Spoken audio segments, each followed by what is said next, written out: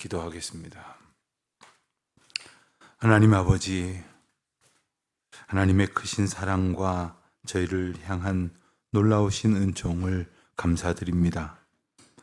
하나님께서 저희를 붙드시고 인도하여 주셔서 날마다 주님의 은혜를 깨우쳐 알게 하여 주시니 또한 감사합니다. 저희로서는 걸어갈 수 없는 믿음의 길을 걷게 하여 주셨고, 저희로서는 견딜 수 없는 일을 견디게 하여 주셨습니다. 어리석고 완악한 저희들이 그저 자기만 위하는 이기심에 빠져서 도무지 베풀 줄도 나눌 줄도 모르는 인생이었으나 이만큼의 사랑의 도구로 주님은 저희를 사용하여 주셨습니다. 감사하옵고 또한 감사드립니다. 주님 또한 주님께 더욱 의지하기를 원하는 것은 저희가 오늘 하루도 그저 저희의 인간적인 소욕에 따라서 사는 것이 아니라 하나님의 전적인 은혜를 누리며 그 은혜에 온전한 반응을 보이며 살아갈 수 있도록 저희들을 주장하여 주시기를 기도드립니다. 하나님, 저희들이 세상을 살아가면서 주변의 영향을 받습니다. 그 풍조에 휩쓸리지 않도록 믿음의 굳건히 설 수 있도록 도와주시옵시고, 저희가 길을 잃지 않도록 주님만 바라보게 하시고, 또한 저희가 말씀을 늘 가까이 귀 기울이며 주님께서 인도하시는 그 뜻을 잘 헤아릴 수 있도록 성령의 은총을 베풀어 주시기를 기도드립니다. 하나님, 세상을 보고 사람을 보면 참 실망할 것이 많은데 너무 휩쓸리는 가운데에 그 마음을 잃어버리지 않도록 주님의 부르심 앞에 온전히 순종하며 나아가게 하여 주시기를 기도드립니다. 본디 각 사람의 이기적인 속성에 휩쓸릴 수밖에 없사오나 하나님의 나라와 하나님의 의를 바라보는 이만큼의 믿음을 주셔서 주님께서 일하시고 뜻하시는 바에 마음을 두고 중보하며 기도할 수 있게 하여 주셨사온즉, 오늘도 하나님의 귀하신 뜻을 저희 마음의 소원으로 삼고 기쁨으로 기도하는 하루가 되게 하여 주시옵소서. 때로는 할 일이 많아서 피곤하고 또 때로는 할 일이 없다고 생각해서 무기력한 것이 저희 인생입니다. 하나님, 저희의 어리석음을 깨우쳐 알게 하여 주시고 할 일이 많은 때에 또한 많은 일들로 저희들이 지치기 쉽다면 능한 손길로 저희를 붙드시는 주님의 은혜를 온전히 믿음으로 의지하며 바라보는 가운데에 주신 사명 기쁨으로 감당하는 놀라운 은혜가 있게 하여 주시기를 기도드립니다. 때로는 외롭고 허망하고 고독하여서 마치 아무것도 마음을 둘 곳이 없다고 생각할 때가 있습니까? 모든 것에 실망하고 고통스러운 순간순간을 보낼 때가 있습니까? 바로 그때가 우리를 온전케 하시고 오직 우리와 함께 하시는 주님만을 바라보는 믿음의 순간 되도록 인도하신 하나님의 은혜임을 기억하여 주님과 기쁨으로 동행하는 주님의 말씀 앞에 온전히 아멘으로 순종하는 저희들이 되게 하여 주시옵소서. 하나님, 예배당 건축이라는 귀한 사명을 주셨는데 이게 여러 날 지속되고 여러 달 계속되다 보니 어쩌면 하나님 앞에 간절한 마음으로 또한 벅찬 감동 가운데에 기도하다가도 지치기 쉬운 것이 또한 저희들의 어리석음입니다. 주님, 오늘도 하나님께서 하나님 거룩하신 일을 저희를 통하여 이루실 그 놀라운 약속을 믿음으로 바라보며 이제 새롭게 지어질 예배당 가운데에서 허락하실 주님의 은총을 마음 깊이 간직하고 소원하게 하여 주시옵소서.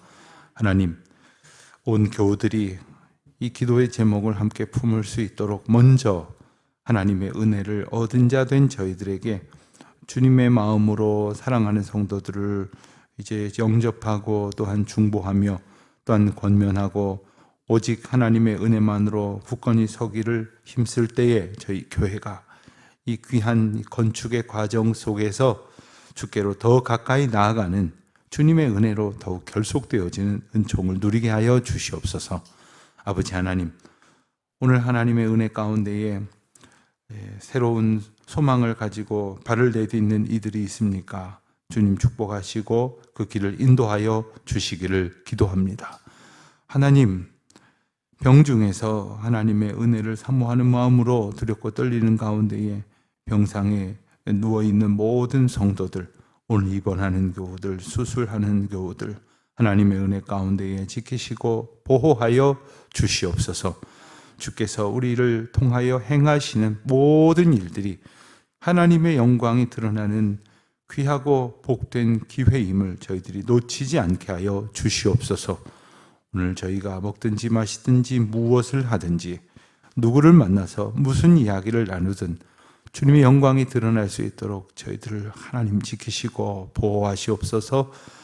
오늘도 하나님의 말씀 의지할 때에 저희들 뿐만 아니라 인터넷을 통하여 말씀을 듣는 모든 이들, 또 해외나 지방에 거주하고 있는 우리 사랑하는 믿음의 가족들 지키시고 주의 권능으로 안보하여 주시옵소서. 감사하오며 이 모든 말씀 우리 주 예수 그리스도의 이름으로 기도드립니다. 아멘. 하나님 말씀 데살로니가전서 5장 23절부터 28절까지 말씀을 함께 봉독합니다. 데살로니가전서 5장 23절로 28절 말씀입니다. 이제 봉독하겠습니다. 평강의 하나님이 친히 너희를 온전히 거룩하게 하시고 또 너희의 온 영과 혼과 몸이 우리 주 예수 그리스도께서 강림하실 때에 흠없게 보존되기를 원하노라. 너희를 부르신 이는 미쁘시니 그가 또한 이루시리라. 형제들아, 우리를 위하여 기도하라. 거룩하게 입맞춤으로 모든 형제에게 문안하라. 내가 주를 힘입어 너희를 명하노니 모든 형제에게 이 편지를 읽어주라. 우리 주 예수 그리스도의 은혜가 너희에게 있을지어다. 아멘. 데살로니가에 보낸 첫 번째 편지가 이제 오늘 마지막 부분으로 우리가 대하게 됩니다. 마지막 부분에서는 성도들에게 주는 그 귀한 권면의 말씀을 여러 가지 주제로 이제 전하고 있는데, 특별히 오늘 말씀은 이제 어제 우리가 보았던 22절 말씀과 좀 연결해서 볼 필요가 있습니다. 22절 말씀을 보면 악은 모양이라도 버리라 했는데, 이 악을 버리는 삶, 악을 버리려고 애쓰는 가운데에 우리 스스로 버릴 수 없다는 것을 깨닫고 악을 제하시는 하나님의 은혜를 소망하고, 그리고 그 은혜를 힘입어야 우리가 거룩하여지고 또한 흠없게 보존되어지기 때문입니다.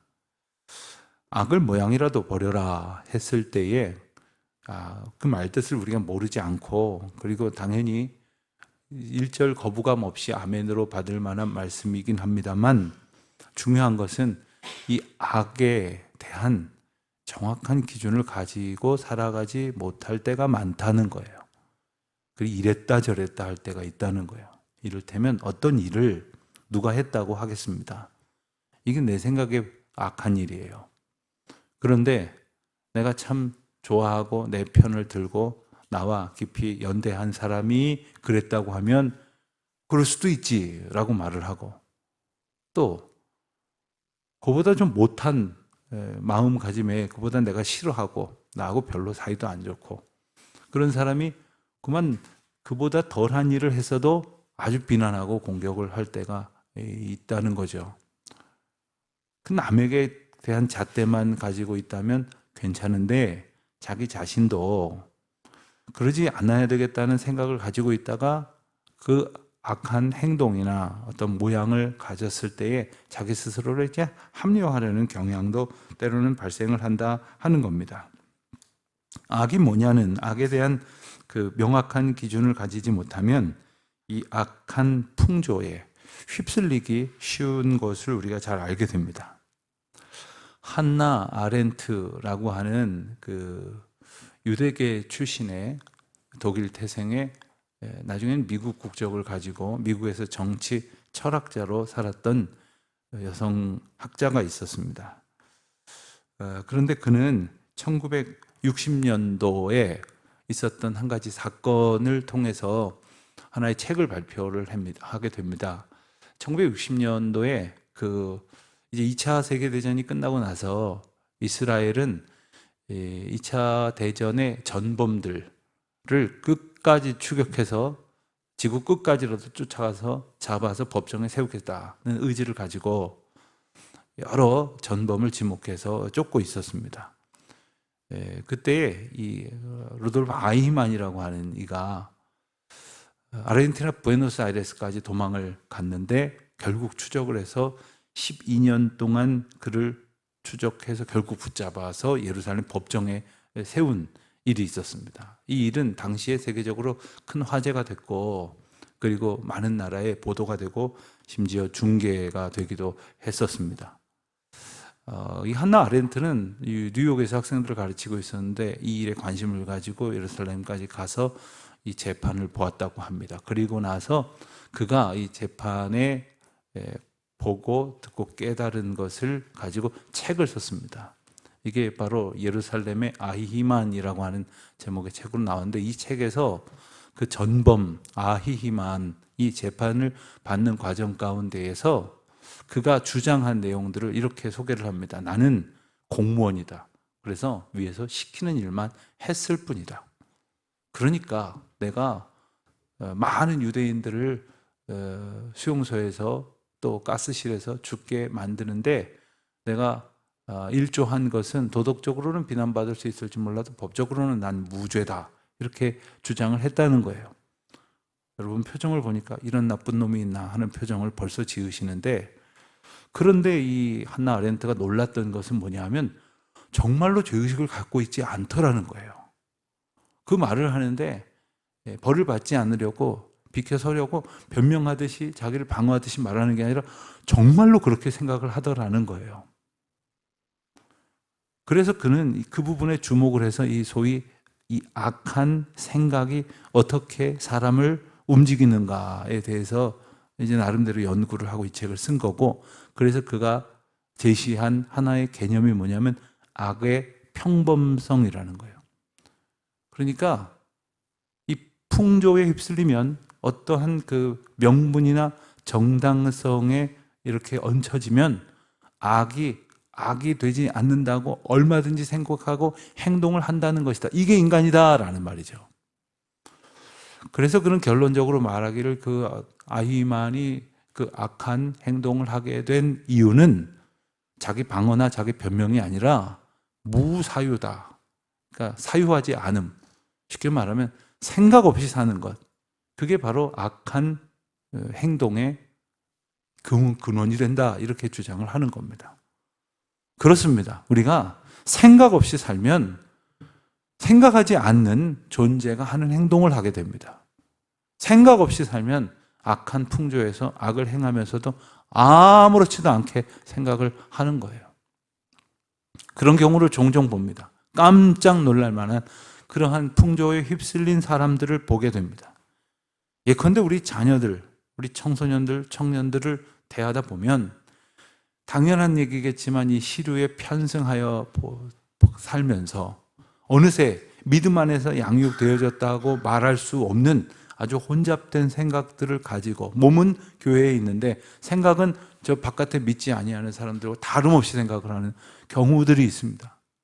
잘 가르쳐서 하나님을 바라보는 하나님의 말씀 위에서 생각을 하는 사유가 있지 않으면 생각 없이 악한 풍조에 휩쓸려서 악한 죄를 짓고도 나는 잘못이 없다라고 주장하는 이 시류에 편승하게 되는 거죠. 그러니까 악을 모양이라도 버리기 위해서는 그래서 거룩함과 순전함을 힘입기 위해서는 생각을 해야 된다는 거예요. 그런데 내가 생각하고 내가 철학한다고 해서 되는 게 아니라 내게 생각의 이유와 길잡이가 되어주신 하나님의 말씀을 의지해서 그 말씀이 들려지는 곳으로 귀를 기울이고 말씀이 보게 하시는 것을 보면서 말씀이 이끄시는 대로 따르는, 그래서 주님의 말씀이 나의 생각이 되고 나의 묵상이 되는 삶이 되지 않으면 소용없다는 거예요. 예컨대 하나님께 의지하고 하나님 주신 말씀을 통해서 나를 하나님 은혜 안에 이렇게 온전히 의탁하는 그러한 고민이 아니라 하루 종일 정말 똘똘하게 아무리 생각을 해보십시오. 하나님을 의지하지 않는 생각은 점점 어떤 문제 가운데로 이렇게 깊이 들어갑니다. 그런 경험 안 해보셨습니까? 이게 이렇게 되면 어떡하지? 하다가 벌써 생각이 어디까지 가냐면 이게 이렇게 됐다가 이렇게 될 수도 있어. 근데 이렇게 된 일이 더 나빠지면 어떡하지? 그리고는 아예 생각 속에서 벌어질 수 없는 가장 극단적인 지경에 자기를 몰아놓고 있는 거예요. 생각을 하지만 하나님이 이끄시는 생각 속으로 우리가 의탁하지 않으면 결코 우리는 거룩해질 수가 없습니다. 결코 우리는 순전해질 수가 없습니다.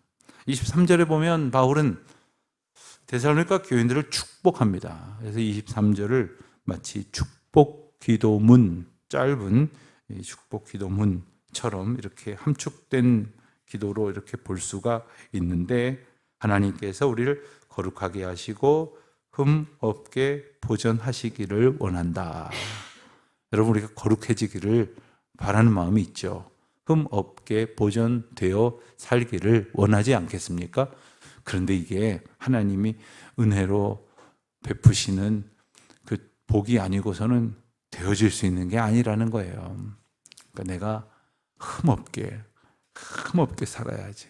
그 지키시고 우리를 보호하시는 성령의 인도하심을 의지하지 않으면 결코 그리 될 수 없음을 또한 바울은 고백하고 있는 거죠. 24절, 25절, 26절을 보면 우리가 기도에 관해서 이제 매우 중요한 함축적인 말씀을 주시는데, 우선 우리의 기도를 받으실 분은 우리를 부르신 하나님이신데, 그 하나님은 우리가 기도할 만한 그럴 신실하신 분이다. 그래서 그는 이 모든 우리의 간구를 통하여 하나님께서 그 뜻을 이루어 가실 분이다 라는 고백을 갖게 인도하여 주고 있습니다. 미쁘시다라고 이제 번역된 그 말의 뜻은 신실하신, 그리하여서 결코 의심할 여지가 없이 온전히 믿을 만한 분이다. 여러분, 주님을 그 믿을 만하다고 말하는 것 자체가 좀 뭐랄까요?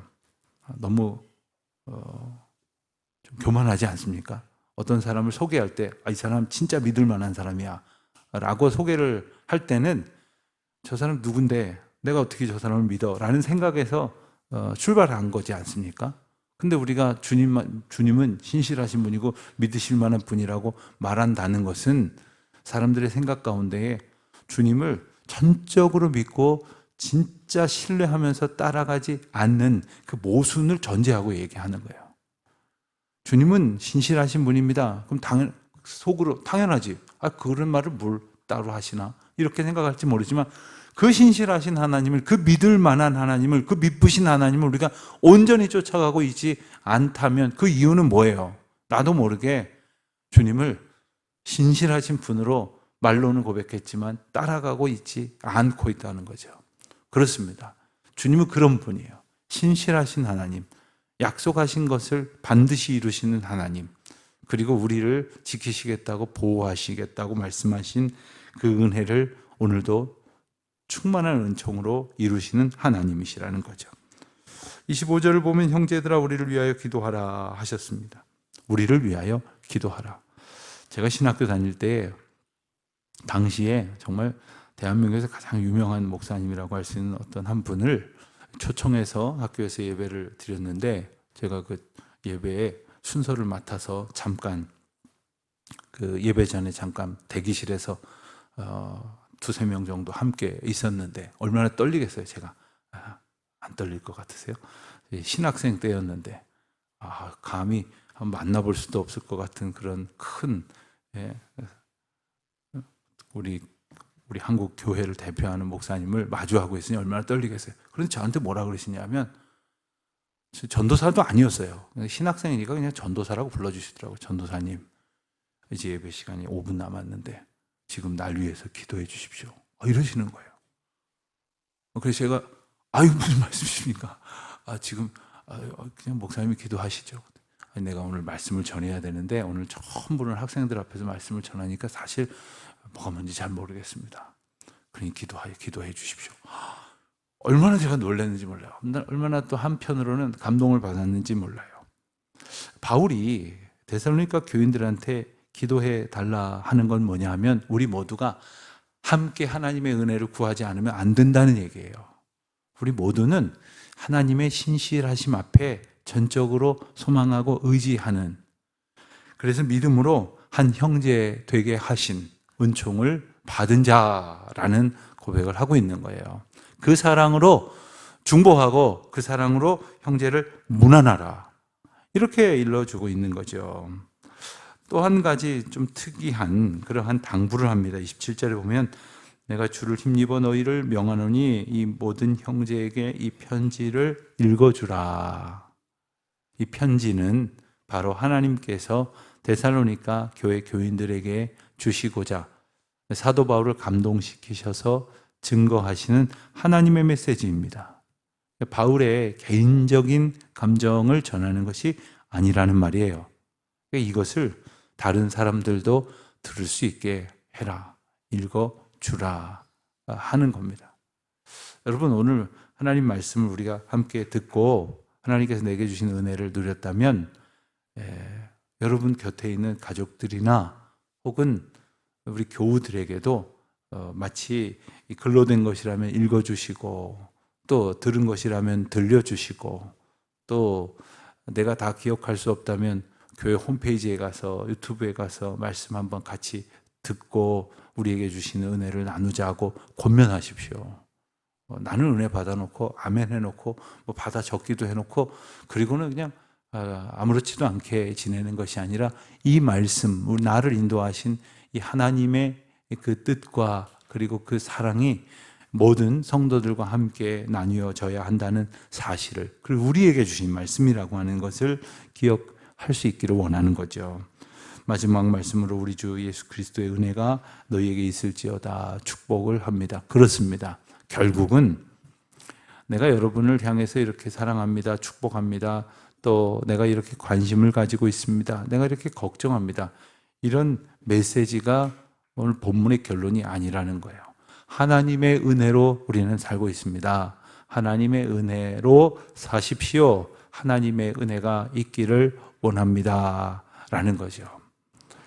오늘도 우리가 오직 하나님께서 주시는 은혜가 아니고서는 견딜 수 없는, 지나갈 수 없는 그러한 길목을 우리가 걷게 될 것입니다. 하나님의 은혜가, 그리스도 예수께서 여러분과 함께 하시는 은총이 가득하시기를 바라고, 또한 그 은혜로 사랑하는 여러분들 주변에 있는 분들을 문안하고 축복하고 그리고 함께 하나님의 평강의 날들을 살아가시기를 우리 주님의 이름으로 축원합니다. 하나님 아버지 감사합니다. 오늘도 저희를 말씀을 통해서 이끄시니 감사합니다. 생각 없이 세상 풍조에 휩쓸리는 것이 아니라 신실하신 하나님께서 저희를 거룩하게 하시고 흠 없게 보전하실 것이니 오직 주의 말씀을 의지하여 순종하며 살아가는 저희들 되게 하여 주시옵소서. 예수님의 이름으로 기도드립니다. 아멘.